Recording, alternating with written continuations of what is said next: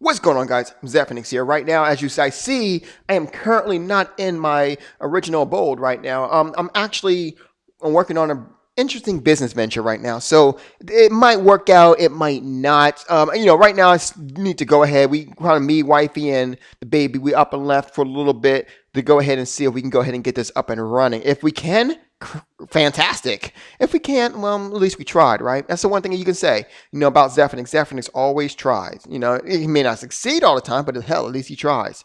Anyway, so here's the situation. I want to talk about three things that actually came to on my desk via gamingrss.com, my website where I get all the gaming news that pretty much every single gaming news I get from there, always. So number one, Peter Molyneux. Peter Molyneux is leaving Lionhead Studios. Now that's a surprise. It's also kind of noteworthy that this would be the second big loss for Microsoft's gaming division. Originally, their first loss was Bungie. Now it is actually Peter Molyneux. But I want to make two things clear regarding this. Put a little notes, little notepad, little checks next to it. Number one, the name Bungie pretty much left. 343 Studios is essentially Bungie in itself, with just a couple of key members missing. That's number one. Number two, Peter Molyneux is leaving, but Lionhead Studio is still in existence. That's number one. Number two, I also want to make mention that at this time, even though 343 Studios is now headlining Halo, the fact of the matter is that the new Halo 4 is actually looking a hella good. I saw some footage of Halo 4 recently, and I gotta say I was actually pretty impressed about what they were able to go ahead and get done. You also got to give love to Halo Anniversary that came out. Now, mind you, that we haven't seen, that wasn't exactly up there in terms of graphics because it wasn't supposed to be. Nonetheless, it was still really good. Now, with that being said, let's go ahead and turn over to Fable.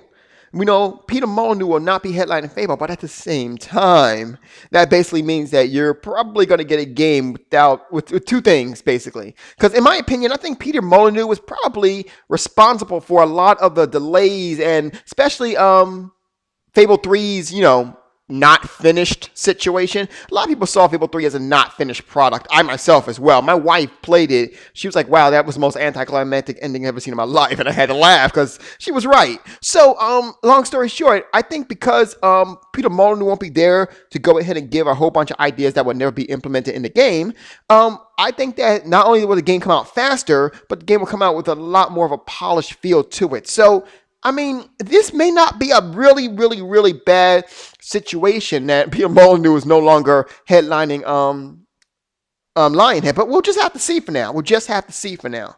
That's number one. Number two, I want to go ahead and take a glimpse over to IGN for a second by way of Persistent Thug, who actually sent me this because he posted something and he wanted me to see it and pretty much give my thoughts on it. So I can go ahead and give my thoughts on it. Now, mind you, this was in response to the whole situation regarding how Sony was actually going to go ahead and do a maintenance on the 4th, which is a Sunday. So he goes, lately, I've been I'd be really grouchy / angry with Sony, and it's crap like this that makes it so. Yes, I understand Sony is going to have to put extra updates, and have extra issues because of the new Vita. I get that. But who, so I like this part, but who on this mother-loving heckhole, I don't like the cuss, you know what I mean, told Sony that they were supposed to conduct a maintenance outage on a freaking Sunday? And to be all honest with you, I have to agree with that. I mean, really, Sunday is pretty much the one day that most of the people are actually off, So, and you would actually probably want to go ahead and do it on a Monday, Tuesday, Wednesday, Thursday.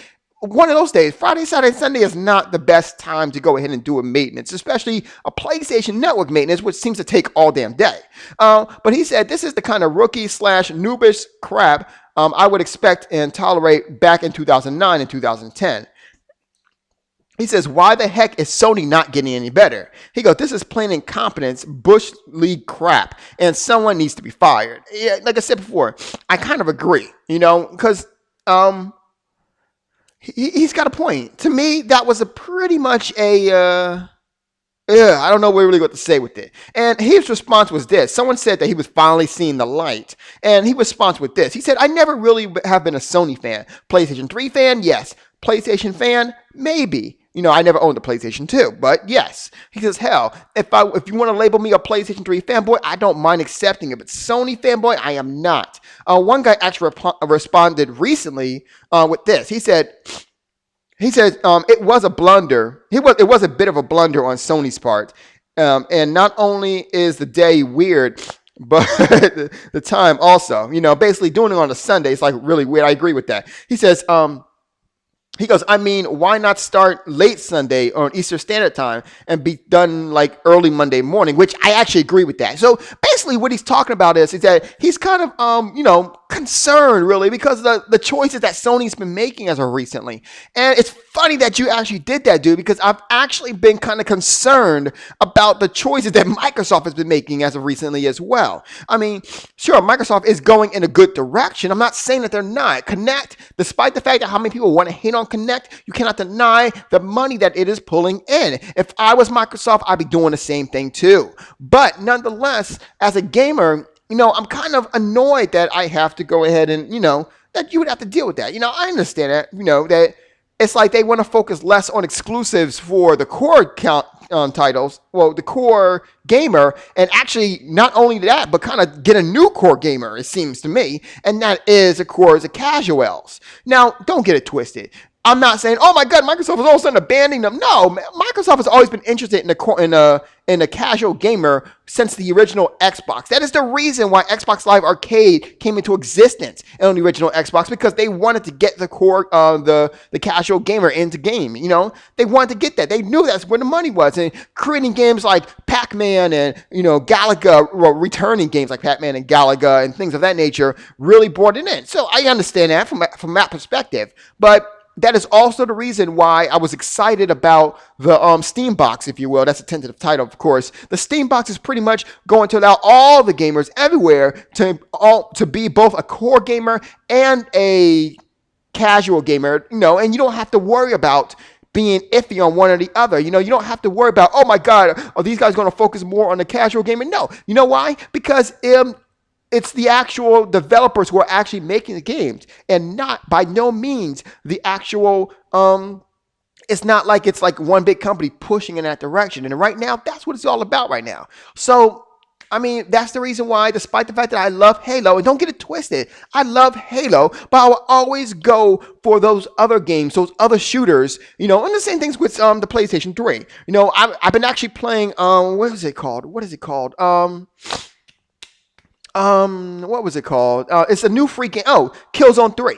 And Killzone 3 is great. Don't get it twisted. But the thing is that why don't I just jump on my PC and play some, some games in there, some Crisis 2, for example, And just think about that for a second. What is that game called? Hold on one second. There was another game out there. I can't remember. I don't know why I can't remember this game right now.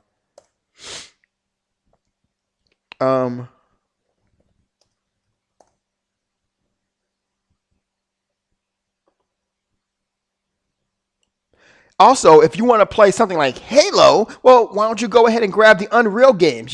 Unreal, that's what I meant to say, by the way. Unreal is basically Halo.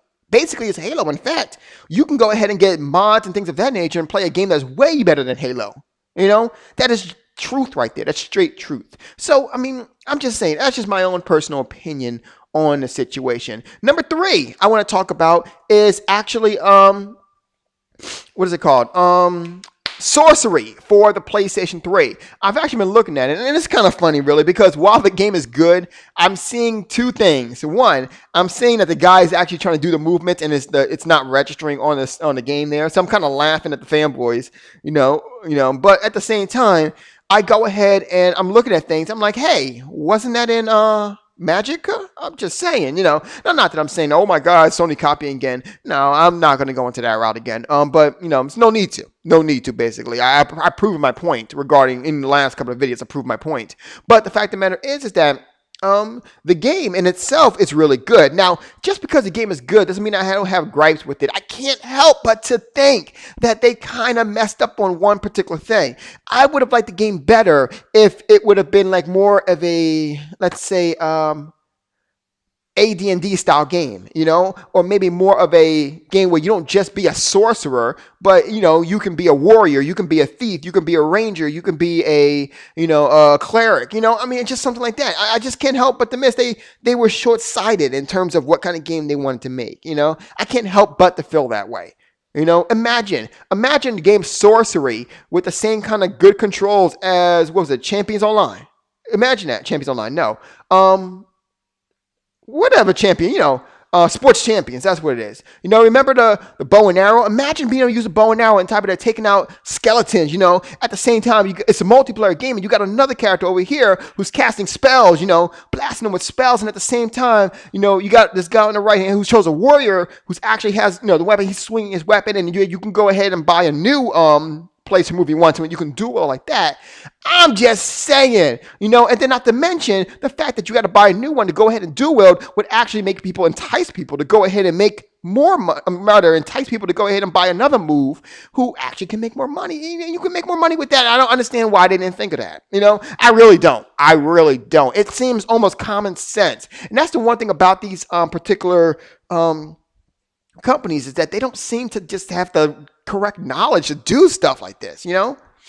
But I digress. Anyway, I got to go back to work. I got to go ahead and take care of, you know, sign some, what is it, dot some T's, cross some I's, and all that crap.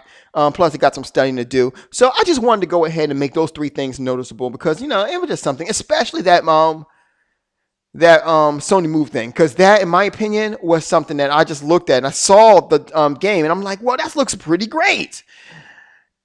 And it would look better if you were smart enough to go ahead and implement a real AD&D system in there. And I keep saying AD&D, of course, and I don't mean exactly that. I mean basically a style of hack and slash game. Oh hell, how about making an MMO? You know, why not go ahead and make it so you have a move MMO that you can actually play? Imagine the implications of that. You know, go ahead into a party where you actually got to go ahead and cast spells, and girls actually goes ahead and I mean, I'm just saying. Okay, I'm making myself annoyed now just for the simple fact that these guys haven't thought about this yet. You guys have a good night. Zephyrnix is out.